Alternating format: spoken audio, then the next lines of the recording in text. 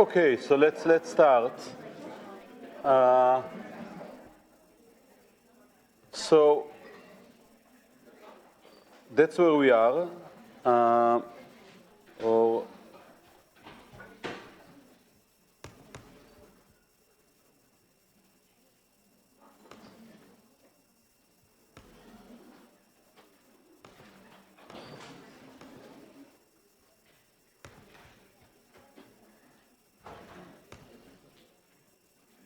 okay, so last time we started talking about Perceptron, and that's going to be the bulk of what we are going to talk about today. Various sort of trying to understand it and various extensions of this. No announcements today. I mean, we know that we are working on the homework. I'll talk about the projects again next week. I wanted to mention that the material on the website is relevant, but is not up to date because there was some problem with updating the website that hopefully they'll fix today, but still relevant if you're looking at some information about the project. Any questions, general questions? Yes? Yes, there are recitations. Yes? 3 to 4, as I said in the slides. So as I said, the material on the website is not up to date. The class grew, and therefore the groups are going to grow. Yeah. I will update this as soon as I can. Other questions? Yeah. So we haven't scheduled it yet, but that's the idea. Somewhere around the final exam, there's going to be a poster session for the project. So we'll have to find time where most people can make. So we haven't scheduled it yet. People that are in 519 have to attend, yes. People that have projects. So the idea is that I want to have all the project in one room, in one place. There are too many projects for asking you to stand here and present it, even for 3 minutes. It's going to take too long. So we're going to have a session of a poster session with all the projects that will allow me, the TAs, and you to see what's happening, basically. What are the projects? Yeah.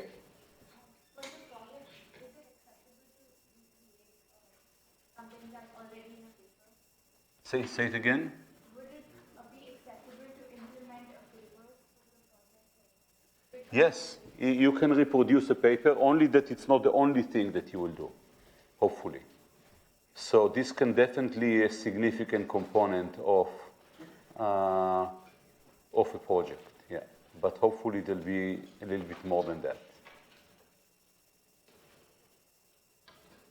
Okay, so as I said, I'm going to bring this up again, and you'll have chances to ask questions, but hopefully you're thinking about it. Okay, so where are we? So last time we talked a little bit about various learning protocols. We focused on conjunctions as our example.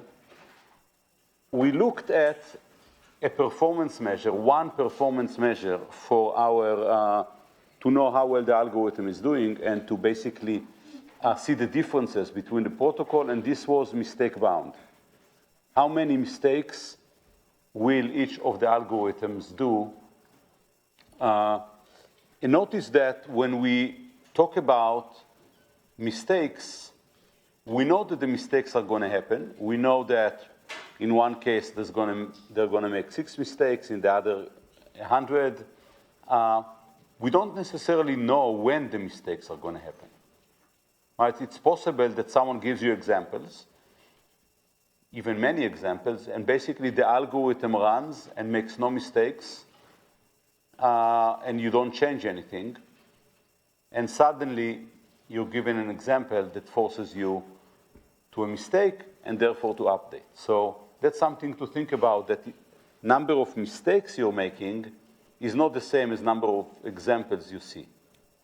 Now, nevertheless, what we showed is something that perhaps is surprising at the beginning, that we can actually stop making mistakes. Right? So we actually gave a theoretical learning algorithm that for every finite concept class will stop making mistakes. Moreover, it stops making mistakes relatively quickly. We had an algorithm that does it in log size of C mistakes. So that's where we stopped. And one of the questions that we asked is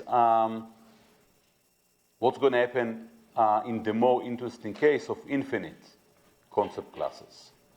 Can you stop making mistakes there too?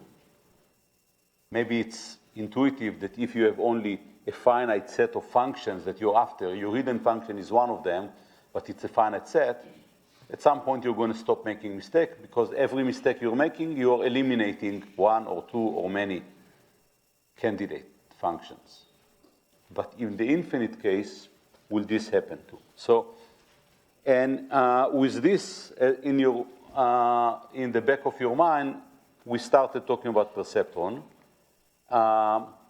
which is really, as you will see, really the most important learning algorithm you'll see here, because it's the building block for almost everything that we'll see, and very related to other things that. So what is the Perceptron? So first of all, it's an online algorithm, which means that the way we think about it is we get a stream of examples. We see one example. We use our current hypothesis to predict on it. Then we look at the label. If we made a mistake, we correct. Otherwise, we keep on going. And it's mistake-driven in the sense that we only correct if we made a mistake. If we did not make a mistake, we don't change the current hypothesis. It's an old algorithm. I talked about this.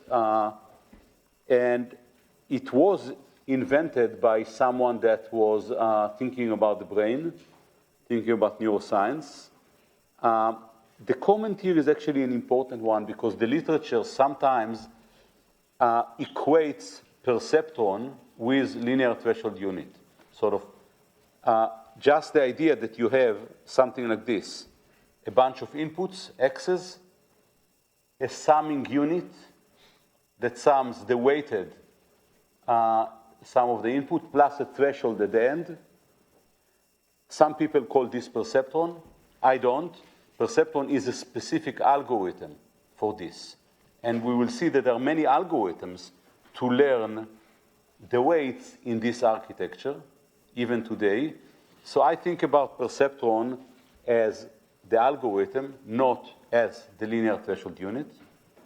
Although I prepare you to the fact that sometimes in the literature you'll see it differently. You'll see it equated to linear threshold unit. And you'll also see that this is really the basic unit that we'll also use later when we talk about neural networks.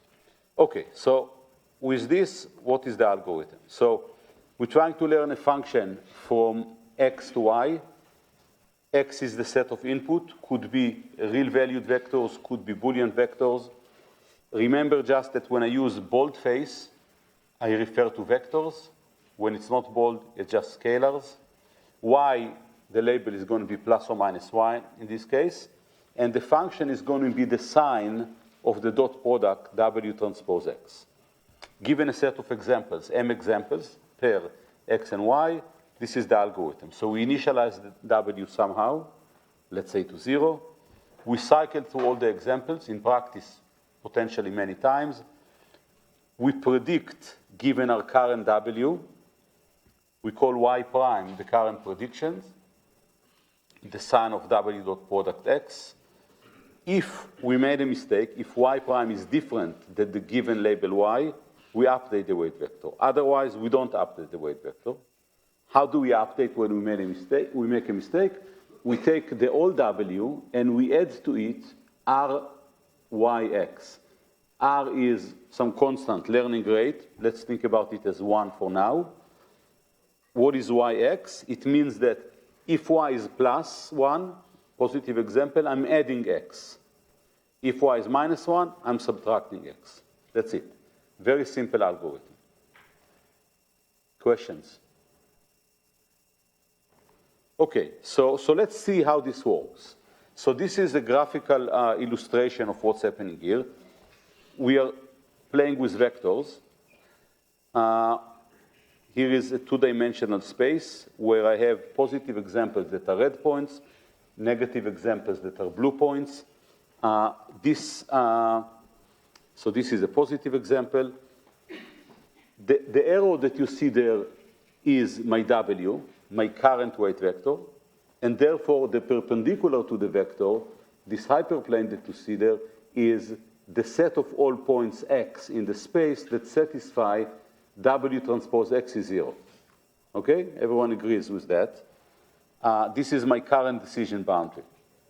And this is my current weight vector. Okay, so now I want to make a prediction on these red points at the top. What is the red point? This is the vector x, right? And I made a mistake, so I'm going to add, it's a positive example, so I'm going to add x to W. So I took the vector and added it to the head of W, and this is x as a vector that is added to W, and this is the result. And after I added, this is my new W, this smaller vector there. And of course, once I have a new W, I draw again the hyperplane, which is the perpendicular to W, so I have a new decision boundary. So this is my W, this is my new decision boundary, finished round 1. Yes? Is it always on the origin, or the boundary? So I always draw vectors from the origin. That's the way we do it, right? So the line itself does not have to go through the origin. But vectors always are drawn with their tail on the origin. Okay, second example. So now this is my W and my decision boundary. I want to make a prediction again on a positive example x. This is the x. I draw it twice here. Once as the vector x, and once when I'm adding it to the head of W. And once I'm adding it, this is my new W. And you can also see now what's interesting about this new W that I got to.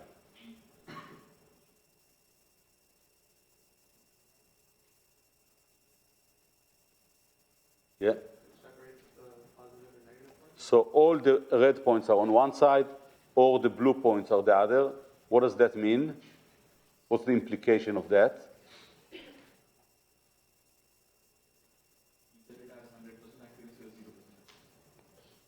Okay, so in this case, it's 100% accuracy. So the positives are on the right side, the negative on the other side. On this data set, on the points I've drawn here, I will not make any more mistakes, right? I basically change the W twice, and I will not make more mistakes on these examples, the way it's drawn here. Okay, so basically, that's what the algorithm does. I'm not sure, frankly, that this is the best intuition or the best way to get an understanding of perceptron, but at least it's one of them. The way you want to think about it is when you make a mistake, in this case, it means, let's say the example was positive. If you made a mistake, it means that the dot product was below 0. You want to increase W, right? Because you want the dot product to be larger. So you add something. You need to add something to W. We decided here to add X itself to W. But it has to be clear to you that the way to correct the current W is by adding something because you've made a mistake on a positive example. And exactly in the same way, if you made a mistake on a negative example, what does that mean? It means that your dot product was positive. It should be negative. So you want to subtract something from W. What do you subtract from W? We decided to subtract X. So maybe you don't exactly get the intuition of why to subtract X or some constant factor of X, but clearly it has to be clear that we are going in the right direction. We are correcting W in the right direction. So that's an important intuition to keep. Yeah. Actually, it's important to subtract with add X over here, because when you do a W transpose X, then the number which will be added to the final value needs to be positive. So in this case, it will be plus mod X squared or minus mod X squared. So the fact that the mod X is always greater than 0 helps here. The direction is important. So why adding X, we haven't explained. So if you add some other vector Y, yes. Then so suppose the new W dash is W plus RY. Yes. In that case, the new W transpose X would be WX, W transpose X plus R times Y transpose X. Now Y transpose X would be negative. Yeah. So I agree with you that there is a good reason why we added X. All I'm saying is that intuitively, or at least immediately, you don't see why X is the right thing to add. We will actually get a little bit in a few slides for a justification for why X is a good thing to add. So that's perfectly right. But there are really kind of two steps to develop an intuition, and the easier one is the direction is right. Why should we add X is something that we'll see in a second. And there are a couple of ways to observe that. Okay, so here is the algorithm again. Two issues that I wanted to bring up. X could have been a Boolean function, a Boolean vector. What does that mean? The coordinates of X could be zeros and ones. And sometimes it's easier to think about this intuition. I'm going to mention it a few times today. That means that you have a set of zeros and a set of ones, which I call here active features. And you want to think about what happens if your X is a Boolean vector. We talked about it at the really end of last time. Why is it important to think about, or what does it give you to think about Boolean X's? What happens to the algorithm, to this update rule here, where X is a vector of zeros and ones? Yes? If X is not an active feature, you're just adding 0 to W, so your next W is going to be the same. Right, so you basically, if you think about the W's as W1 up to W million, the coordinates of W, you're not going to change those WI's that correspond to inactive features. You're not going to touch them. So essentially, you can look at the X and say, oh, I have 1 million features, but really only 100 of them are active. I'm going to change only these 100 W's that correspond to these, not to the others. And this could give rise to a lot more efficient implementations of update rules. Yes? Active feature means that it's 1. So Boolean is 0 or 1. If it's 1, I call it active, yes. Is this only valid for Boolean values? Whenever the X is 0, it's, you don't touch the weight. Right, and I'm saying Right? this algorithm, is this general or only for Boolean? Oh, it's completely general. So as we said here, X can be whatever you want. Right? So X could be a vector in Rn, real valued vector. Yes? Is it possible to get stuck? So every time you update with certain X, right? Yeah, basically, you know, it's possible, if the separation is before the first, it's possible to get stuck in the algorithm. Yeah, okay. So keep this question. We're going to address it in a couple of minutes. So the question is, can the algorithm get stuck? And of course, one of the things that we want to address is, how good is this algorithm? And that will address it. Before that, my second comment is, some of you were complaining that we use a threshold, a step function, right? So if it's greater than 0, then say 1. If it's less than 0, say -1. And some like continuous function. So I'm going to change my threshold function here to a continuous function in the output. So instead of talking about Wx being greater than 0, I'm going to look at this function here, a continuous function, and I'm going to argue that in an equivalent way, I can say that 1 over 1 plus e to the minus dot product is greater than a half. And these two things are completely equivalent. If you want to convince yourself, I put here the function of e to the x. So let's think about it for a second. If the dot product is exactly 0, then you have in the denominator there e to the minus 0, which is 1. 1 over 1 plus 1, it's a half. So if the dot product is 0, then it's exactly a half, right?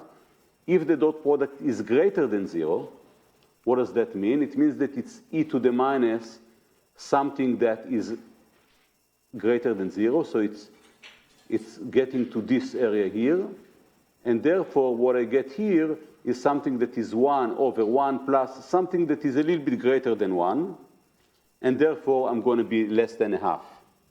Okay? So basically, a half is the right threshold, and it's completely equivalent to this step function that we want. Why is this important? Because we sometimes can think about this as a probability distribution. This can be shown, and we're going to show it a little bit later. This can be thought of as the probability of y being a positive example given the observation x. And this probability distribution is this function. This function can be drawn this way, sigmoid function it's called.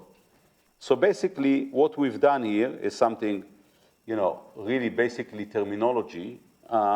We move from a step function to this continuous function, and that's going to be useful later on when we use this as a building block in a neural network. So far, it really doesn't matter whether you think about it as a step function or a continuous function. Okay, so some history, which is really important. So perceptron learnability goes to the question of can we get stuck? So the history is that this algorithm was invented in the 50s a couple of times. Clearly, it learns linear functions. So it cannot learn things that it cannot represent. I put some question marks here because it turns out that it can, or it can almost learn things that it cannot represent. We're going to mention it a little bit later, but basically, it learns linearly separable functions. So those functions for which there exists some hyperplane that separates positives from negatives. In the late 60s, Minsky and Papert wrote a very influential book that I still recommend reading, that talks about the representational limitations of perceptron. Of course, it cannot represent XOR. We talked about what XOR is at the beginning. It cannot represent things that are not linearly separable. So, for example, if you think about it from the vision perspective,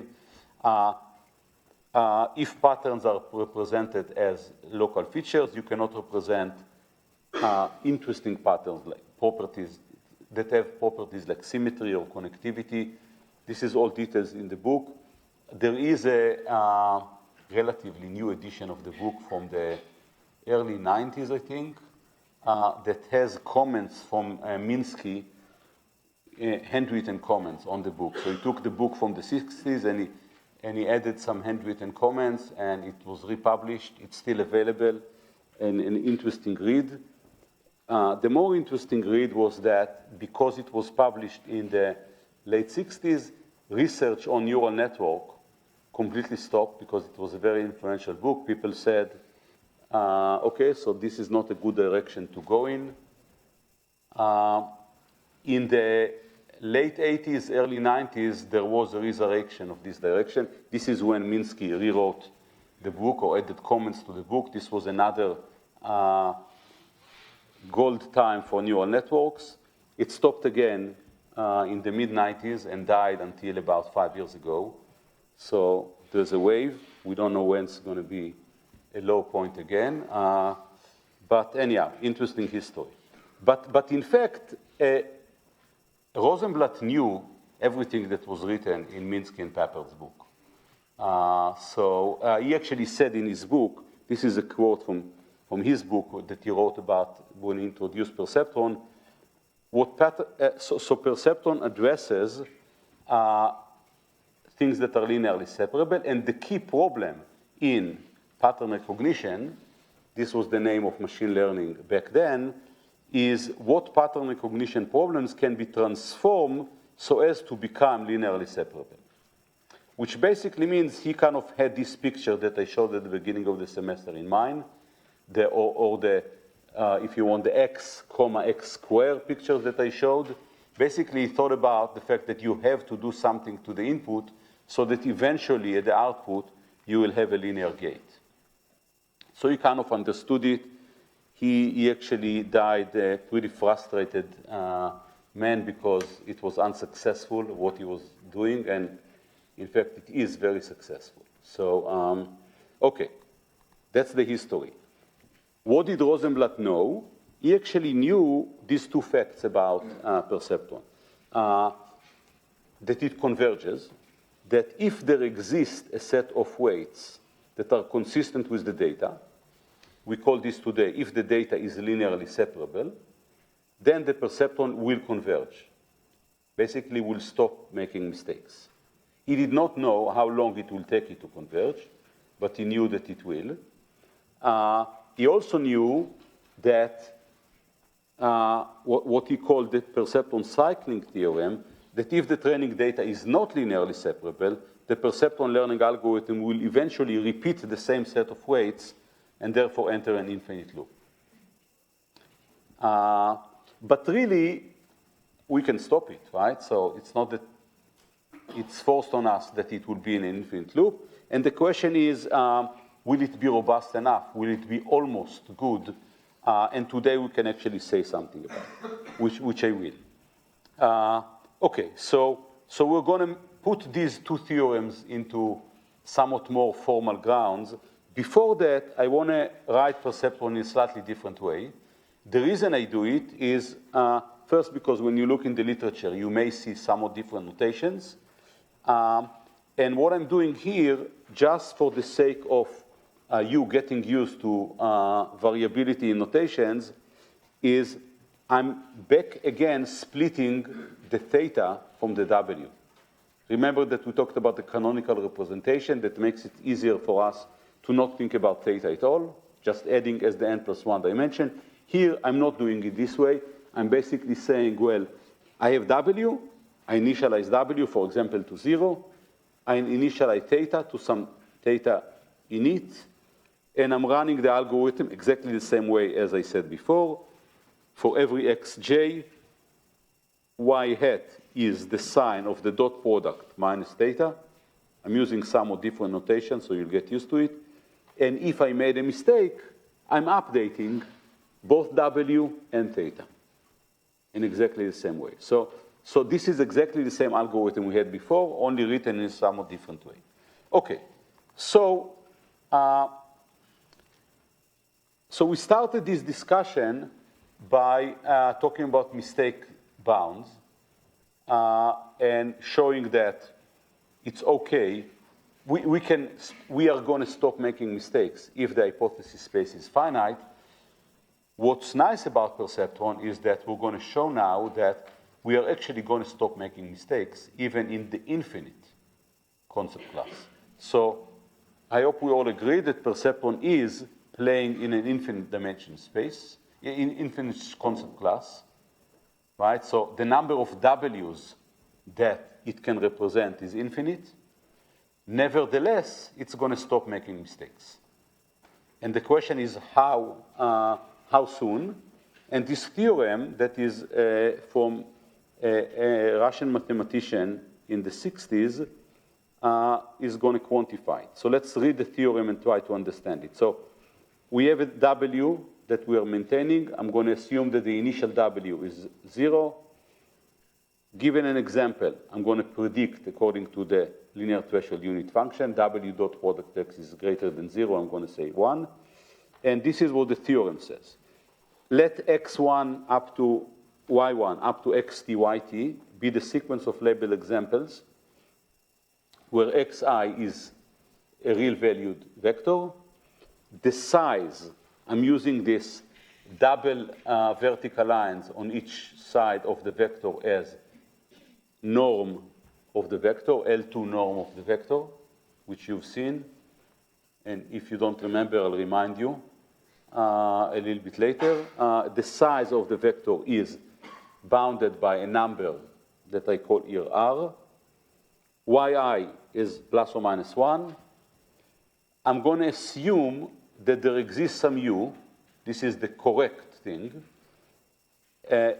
Also real valued factor. And there exists some gamma that is a positive number, such that if the size of u is 1, and yi times the dot product u transpose with xi is greater or equal to gamma for all examples, then the perceptron is going to make at most r square over gamma square mistakes on this example sequence. So let's try to understand what this theorem says and what kind of assumptions we've made. Okay, so the first question is, we are assuming that all the xi's, so I'm reading this theorem again, and let's try to understand what it says. First of assumption that we're making there is that we're assuming that all the xi's are bounded in their size by this capital R. Is this a big assumption? Yes, no? Make sense? Why does it make sense? Yes? Unless you have infinite data. So basically, you're saying it always holds, right? So I have a finite set of data. There is the largest vector xi there. Let's call this largest one capital R, and now it's satisfied, right? So it's really not an assumption, just a notation, right? So it always happens. There always is this R. I just named it. Okay. Y is in 0 plus or minus 1, that's okay. U, I'm now assuming that there is some U. As I said, the assumption that we are making is that the data is linearly separable. What does it mean that it's linearly separable? It means that there exists some U such that U transpose dot product with all the positive examples is positive, and U transpose all the negative examples, transpose dot product with all the negative example is less than 0. That's the assumption. Now here, I'm saying something somewhat different. I'm introducing this number gamma, and I'm saying, okay, so before I'm saying this, let's assume that it is linearly separable with U. Is it okay to assume that the size of U is 1? Is it a big assumption? Why not?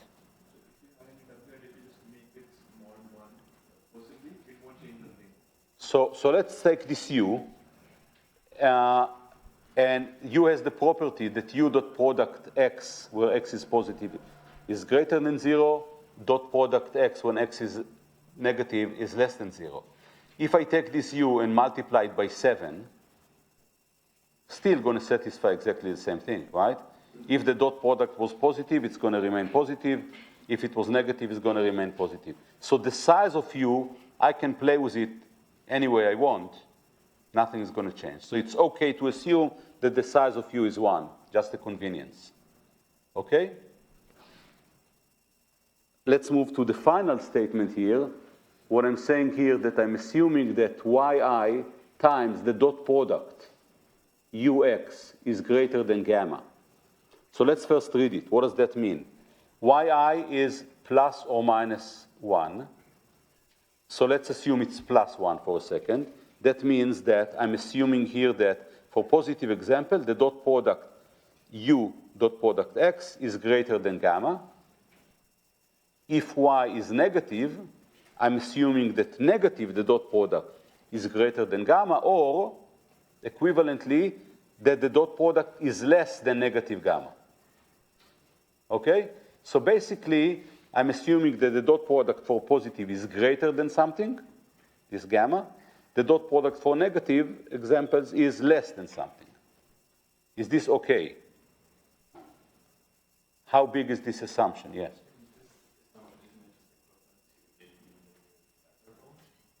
Why?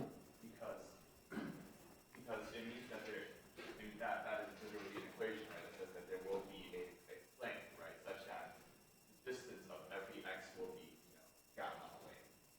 Right, so essentially I said there is a linear separator, and let's take the closest example to this linear separator and denote its distance gamma.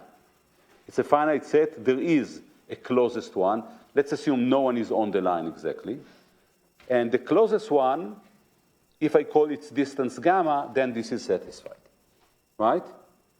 So basically, I didn't make any strong assumption. I just denoted by gamma the margin. This is going to be a complexity parameter that we're going to carry with us from now forever. And I denoted R as the size of the ball that contains all the points. Just notations. Why I call this a complexity parameter? Because the intuition is that if this gamma is very, very small, it means that there are positive examples or negative examples that are very close to the line. Basically, it also means that positive examples are very close to negative examples, because otherwise I could shift the line one side. And that means the problem is hard. It's kind of hard to fit a line between the positive and the negative. If gamma was big, I can put a lot of lines there in between the positive and the negative. So that makes sense that this is a complexity parameter, and therefore it also makes sense that the number of mistakes we're going to make is inversely proportional to this gamma, right? The bigger the gamma, the easier it's going to be. The less mistakes I'm going to make before I find something that is in the middle, separates the points, no more mistakes on the set of examples that I got. Okay? Yes? For a given set of examples, you can have multiple new gamma waves, right? So, which one is this gamma? The R square upon gamma square? Which gamma do we use for that? Good question. So I didn't commit to it. I just said there is a gamma. Eventually what you want is you want the best gamma. But the perceptron doesn't care. It just says, show me a U. Let's look at what is the gamma. It's going to stop making mistakes. If you give me a better gamma, it's going to be okay there too, right? So basically, it's a really cool theorem because it says even though you are working in an infinite space, infinite function space, you're going to stop making mistakes relatively quickly as a function of the complexity of the problem, right?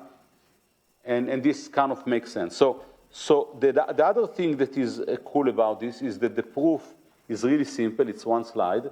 I'm not going to show the proof, but it's self-explanatory. You can play with it and try to understand it. There are some things to help you here and some very simple, just practice your linear algebra. There are some comments if you look at the slide underneath that will help you understand it if you want. But from my perspective, the important thing for us is to really understand that there is a mistake bound, and the mistake bound makes sense and maybe surprising. Okay, so a couple of comments. So one is that it doesn't depend on the dimensionality of the problem. It seems at least, right? So you can have 100 dimension, you can have 1,000,000 dimension. I don't care. Really, this depends on the gamma. It doesn't depend on the number of examples I see. I don't know when I'm going to make the mistakes. I just know that I will make no more than these many mistakes. They could all come at the beginning. It could be at the beginning I'll see no mistakes, and then suddenly, and I'll keep my hypothesis, and then suddenly I'm going to see mistakes. We don't know when. We know that it's going to happen, but it's bounded. The other thing that is important to realize here, which probably you've already realized, but it's going to be important for us to keep this even for next time, is that when we play with Perceptron, X's and W's are in the same space, right? So the weight vectors and the examples are all residing in the same place, and that's going to be important. So really, the W is a sum of X's, right? I start with 0, and then basically I add and subtract X's. Okay, questions? Yeah. So I see in this proof there is no learning rate thing. If you add that, maybe the bounded thing? It will not. It's just a constant. Yeah. So really the complexity parameters are R and gamma. Okay. So a few other things we need to say. So Perceptron is really a basic learning algorithm, an important learning algorithm. To use this in practice, we want to change it and add some bells and whistles. Some are really important. And I want to go over a few of these. So the first question that we ask, following Rosenblatt, in fact, is, okay, let's assume the data is not linearly separable. Right? So a few of the red points actually move to the other side. A few of the blue points actually move to the other side. Is this obsolete? I mean, can I still use this algorithm? And it turns out that it's very robust to noise in practice, and we can also prove some things. So I'm going to say something about this, and really the importance of what I'm going to say is not so much in the theorem, but rather in the notation, which is often the case. And I want you to understand what I'm writing here. So in the non-separable case, the extent to which a data point fails to have margin gamma can be quantified using this. We're going to call it a slack variable, xi I, the slack, for example, xi. And I'm defining it here as the max between 0 and gamma, my margin parameter, minus yi wtxi. So first of all, I want to point out that you've already seen this before. Anyone remembers when you've seen it? You remember when you've seen it? A few slides ago, and also a few weeks ago, when we talked about loss functions. We've seen exactly this. So what does that mean? So let's think about it. So what is yi times the dot product wx? If the point is outside this thick separator that I drew here, so like the farthest red points, that means that it's a positive point, so w transpose x is greater than gamma, or if you want, because it's positive, y times w transpose x is greater than gamma. Therefore, what we see here is gamma minus something is negative. The max between 0 and this is 0. Everything is fine. My slack parameter is 0. The same thing happens with the purple points that are down here. If they are outside my thick separator, then it means that gamma is going to be less than y times wx, and therefore it's going to be negative, which means that the max is going to be 0. So whenever I'm really outside the thick separator, this is going to be evaluated to 0. This is going to start being positive, where gamma is greater than this number there, y times w. And this is when either the point starts getting into this thick separator and keeps going and actually moves to the other side. Right? So as I start almost making mistakes, n making mistakes, this is going to be larger and larger. So that measures how much, or the extent of which, the way I write it here, the data point fails to be on the right side, to have margin gamma. So it's 0 when it has margin at least gamma. Otherwise, it grows linearly as a function of this distance, yi times the dot product. Which makes sense, right? So basically, this is a good way to measure how far from a linearly separable are we. I'm going to denote by D2 the sum of square of all these numbers, square root of, over all my data. And then one can prove a theorem that is a variation of the Perceptron algorithm, and it would say that the Perceptron is guaranteed to make no more than this many mistakes, and that this many, again, has gamma square in the denominator, just like we had before. And it has the R at the top, but instead of just R, which was the size of all the examples, now it has R plus D2 square in the numerator. So basically, this is a relaxation, if you want, of the general Perceptron theorem for the non-separable case. It says we're going to do OK. We're going to make some mistakes. But these are the number of mistakes we're making, and it's a function of how far we are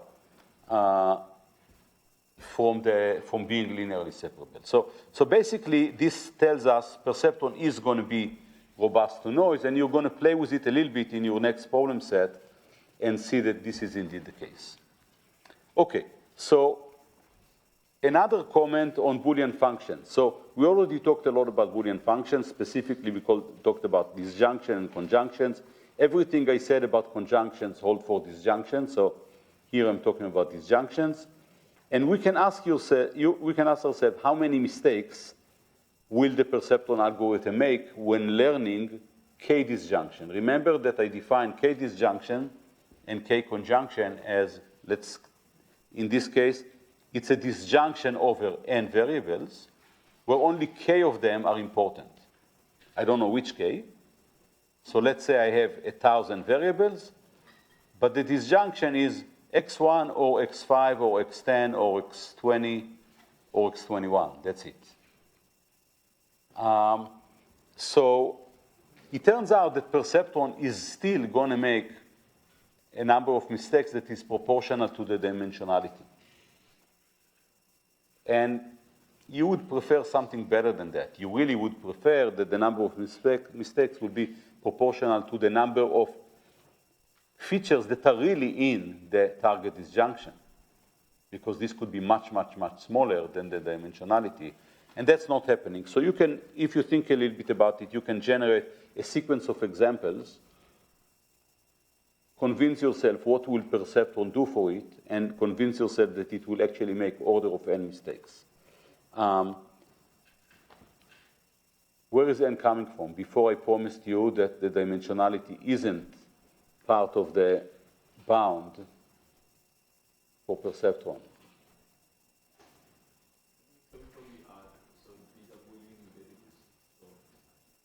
It actually comes both from the R and from the gamma. So it comes from the R because the size of the examples, right? If you have examples that are Boolean, what is the size of the example? You basically do sum of xi square over the features of the xi, and you'll get something that is a function of n. Now, if you place the example on a Boolean grid, and you think about what is the margin now, what is the gamma, n is going to come in also there when you compute this distance of a point from a line. So this will come back. So this gamma and r really are hiding dimensionality, even though it's not explicit there. Remember that when we talked about halving last time, we gave a theoretical algorithm that can do this in k log n. can make k log n mistakes, much, much better than n mistakes. And there is an algorithm that can do it. This algorithm is called Wino. It's basically a version of Perceptron where the updates are not additive. You don't add x or subtract x. You multiply each coordinate by something. And really cool algorithm that has nice properties. People forgot about it because they're too excited by neural networks now. But you'll play with it also in homework 2, and you will see the behavior of this algorithm. It's a very tiny change on Perceptron in terms of code. The same algorithm, really, just tiny change in the update rule, and it has some nice behavior. Okay. A couple more extensions that I want to discuss. So one of the important things is regularization. I'm going to talk about it next and a few times later this semester. One important practical thing is that sometimes we want to be able to think about the output of the algorithm not as 0, 1, but as a probability distribution. So remember that the output of Perceptron already is really a real number. It's the dot product, right? We have a dot product, Wx. And then you can threshold it if you want. Sometimes you want to be able to believe that these real numbers that you get from the dot product is the probability of the example being positive. Under some assumption, this can be shown to be true. In practice, what people can do is they can say, I already showed you that I can think about the output as 1 over 1 plus e to the minus dot product. Here I'm adding this constant a to the dot product. And if you tune this a, you can tune it such that the output does behave as a probability distribution. You can take your development set, tune a, until you're happy with the performance of this. So, and a few other things that actually I will not spend time on now. But the next important thing that I want to talk about is actually regularization. And specifically, in the case of Perceptron and a few other algorithms, one of the interesting ways to regularize the algorithm is to think about average Perceptron. So let's think about why do we want to do this from the following perspective. So in real life,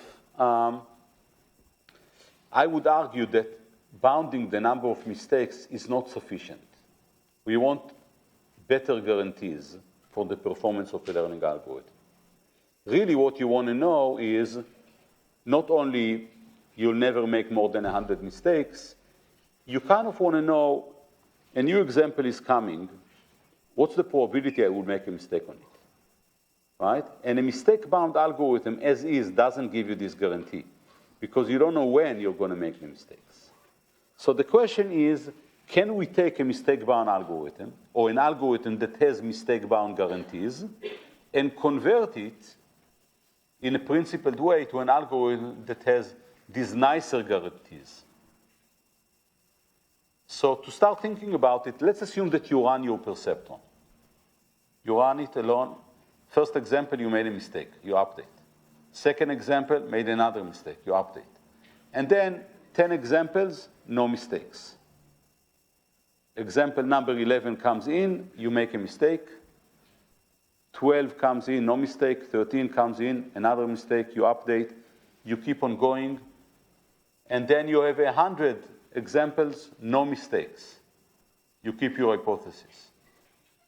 101 comes in, a mistake. You update. And then you ran out of example and of time, you have to go home. But you have to give your friend the hypothesis that your Perceptron learned and tell him, that's a good one.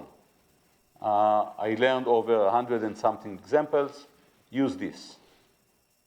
Now notice that in the lifetime of your algorithm, you had several hypotheses. Which of the hypotheses that you've seen in the lifetime of this process that I described will you give your friend to work with in the future? The most natural answer would be the last one. Yes? Could it possibly be the second last one? Why? Because that's the one you went the longest without a mistake. Right. So that's the intuition I was hoping to get. And let's just think about it for a second. So what's the property of the last one? It's the last one. But I just updated it. It's untested. What's the property of the next to last one that you proposed? You know that it's consistent with at least 100 examples from the population of examples. It's the most robust hypothesis that you've seen. So that's a good intuition, right? So really, what we care about is we want hypotheses that are consistent with a lot of data because, again, under this weak probabilistic intuition that we described earlier and we'll go back to, we can say, well, the data that we've seen comes from some distribution, the same distribution from which the test distribution is going to come in. Here is a hypothesis that on a lot of examples from this distribution did very well, made no mistake. So with high probability, it's probably going to do well on other samples from this distribution. Let's use that. And that's a good intuition that I want to be able to carry and use when I'm improving Perceptron. So I want to be consistent with more examples. More examples is better. So, and that's what we want to do. So ideally, we want to quantify the expected performance of an algorithm as a function of the number of examples seen rather than number of mistakes. And this intuition of being, of having this global guarantee is driven by this idea of I want to be more consistent. I want to be consistent with more examples. So next, I'm going to argue that if you have a mistake-driven algorithm that has bounded number of mistakes, you can actually convert it to a pack algorithm. We don't know yet what's a pack algorithm, but basically an algorithm that has some guaranteed on the probability of mistakes it's going to make on the next example. So how can we convert a pack algorithm? How can we convert a mistake-bound algorithm to something that has more global guarantees? One way to think about it is the following way. So if you run your Perceptron or any other mistake-bound algorithm, or let me start it this way. Let's say that someone tells you, if you ran your algorithm on a stretch of examples of size 1,000, and it made no mistakes on this 1,000, I'm very happy. Because 1,000 is a large number enough for me. I know that with high probability, it's going to make a few mistakes in the future. So if you have a mistake-bound algorithm, can you guarantee that it will ever happen, that it will run over a stretch of 1,000 examples without making any mistake? Let's think about it for a second. So what you have in your box is an algorithm that is guaranteed to make no more than 100 mistakes. Okay? That's the bound that you got from your Perceptron. I don't care about this, making no more than 100 mistakes, because I don't know when they're going to come.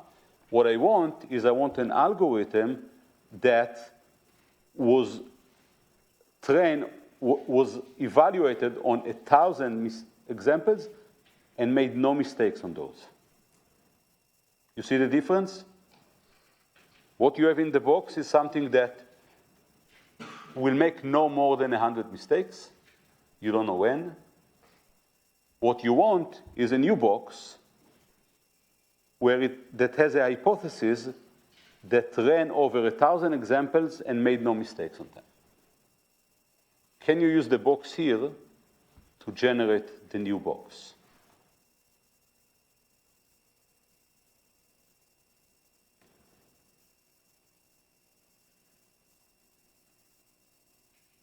Ideas?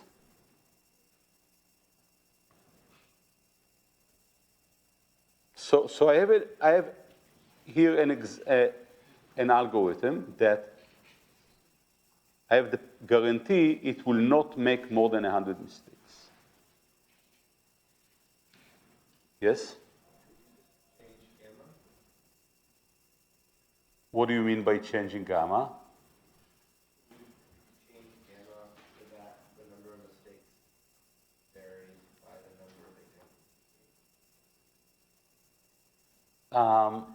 But gamma is not mine to change, right? So gamma is a property of the data, right? So the data brings gamma with it because it basically measures how far the positive examples from the negative examples.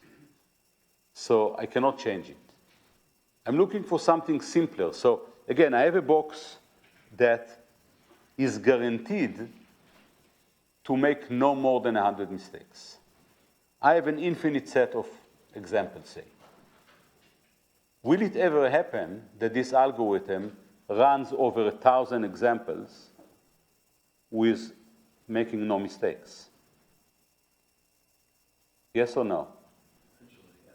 Why? Because you have unlimited examples and the probability of Okay, so let's say not unlimited. It's limited, but it's large enough for us.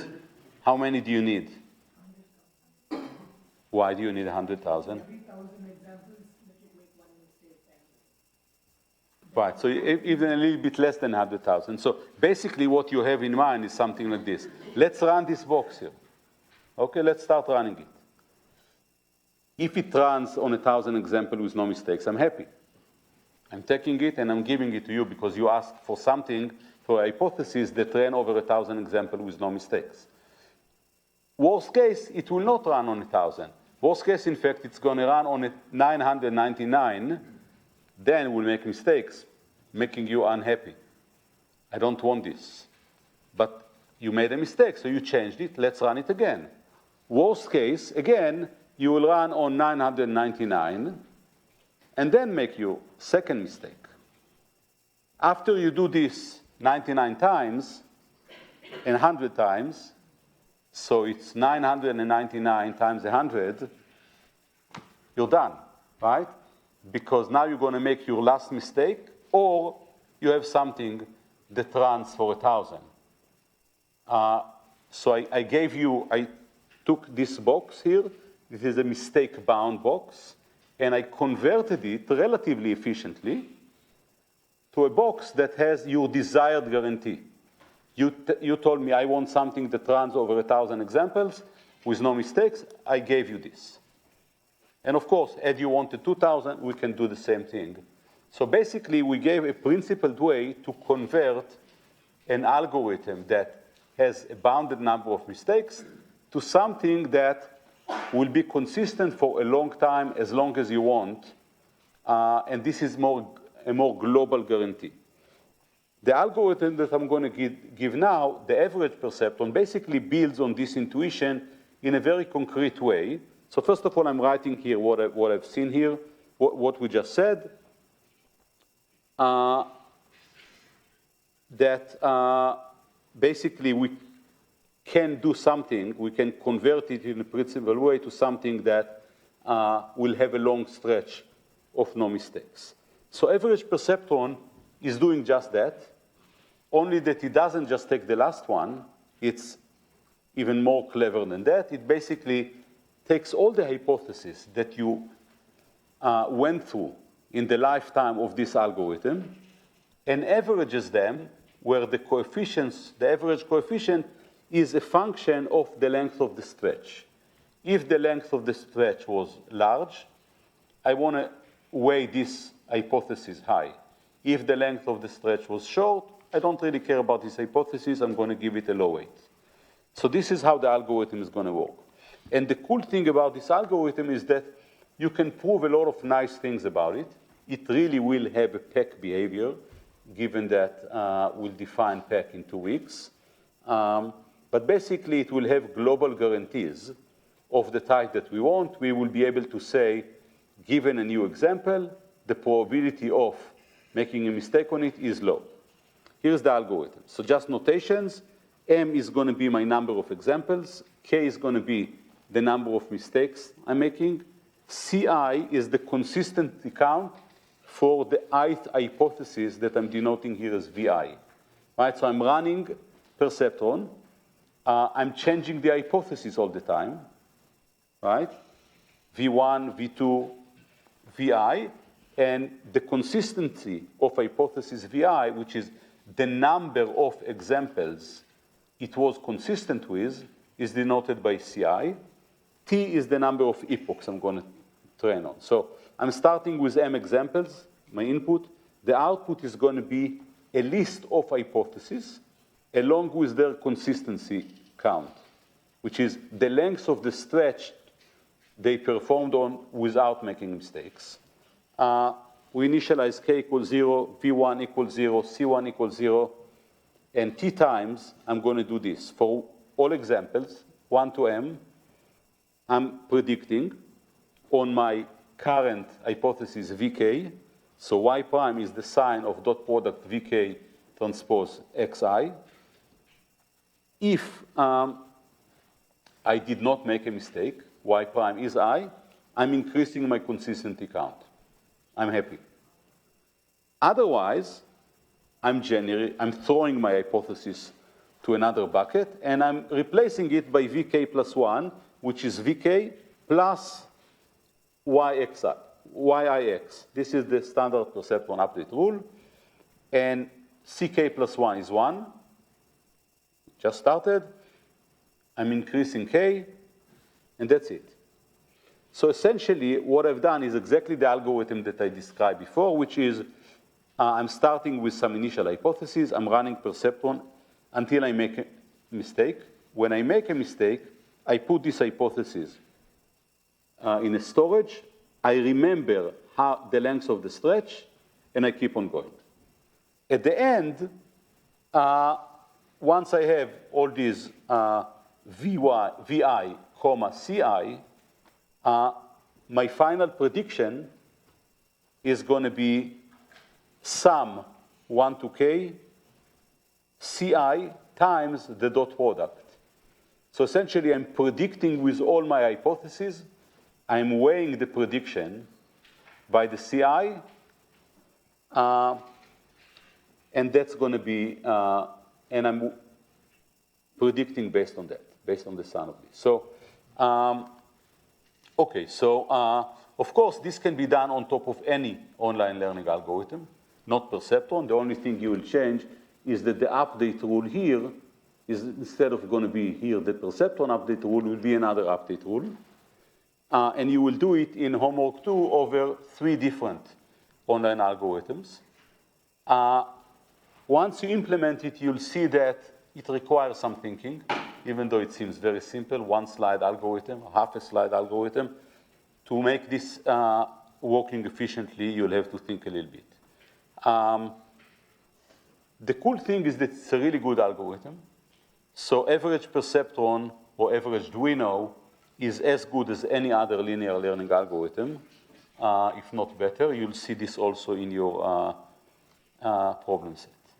Okay. Okay.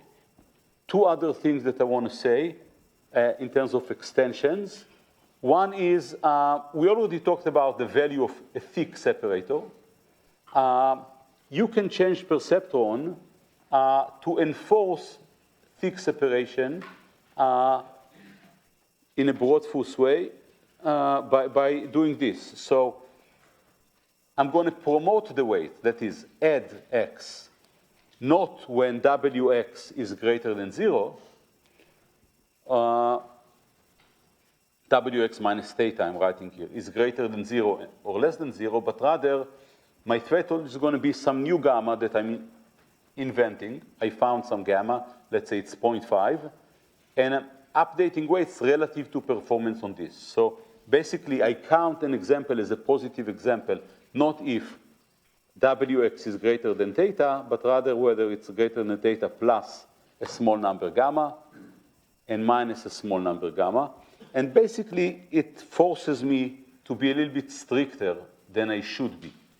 Now, there is a caveat here, which we're going to talk about a little bit later when we talked about SVM, that this gamma is a functional margin. It's not a true margin. It's just a fixed number.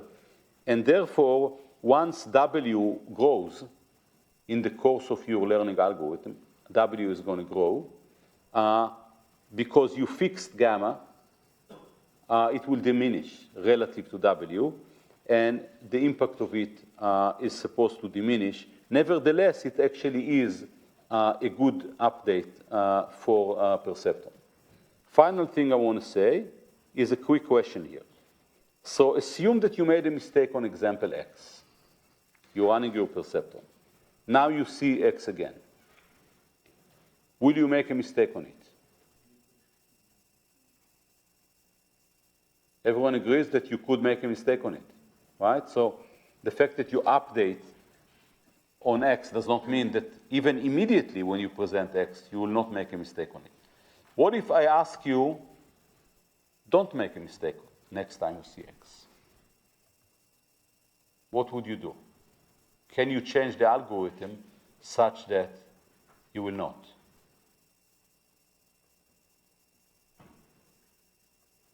And it turns out that you can. If you think about it in the following way.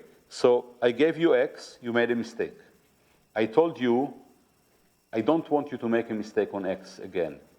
So on the side, before you present your hypothesis to me, again, for a new example, you're going to run it on X a few more times until you don't make mistakes on X. Right? So basically, rather than add one X, say it was a positive example, you may add 7 X's. And on the 8th one, you're not making a mistake. You're saying, okay, this is my hypothesis. Right? That's basically, and you can do this without doing it 7 times, just by computing what should be the R, the learning rate, that you need to do. So if you do a little bit of algebra, you will get that if you use in the update rule of Perceptron, instead of R equal 1, you'll use this R, it's going to do it. It's as if you ran the same example through Perceptron multiple times, and then you don't make a mistake. Okay, so final thing. So if you are interested in linear learning algorithms, this package, LP-Java, has a lot of linear learning algorithms. We know Perceptron, naive Bayes, averaged versions of all of these, and so on, with a lot of other bells and whistles. And you can look at it on this webpage. So, okay, so next time, which will be next week, we're going to generalize what we've done today, go back to gradient descent algorithms. Final questions? Yes? This one?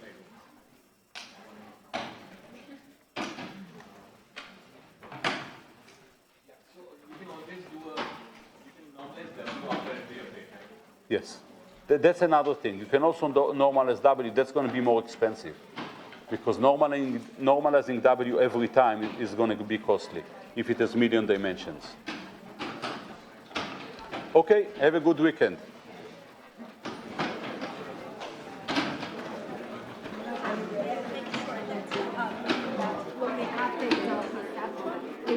We don't guarantee it might make mistakes on the previous experiment. Yes, yeah, that's what we just said. Okay, and the other thing is, the gamma is some value set or is some calculate? It's something I said. It's experimental.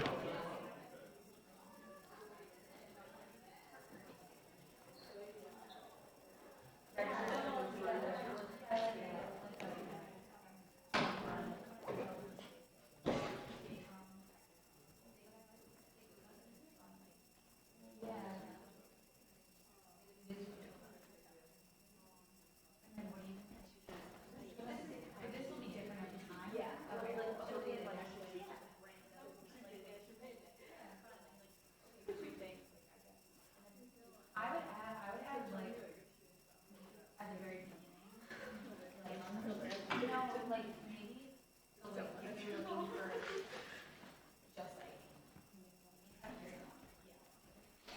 if you're looking for like another position, it's just like miscellaneous, like, or if you're looking for like, this can also not be, doesn't have to be part of the word, but just another idea that you could like mention, of like, we go on the app because we want to know what food to get tonight. Okay. Or like, we go on the app because we want to know what kind of movie to see, not just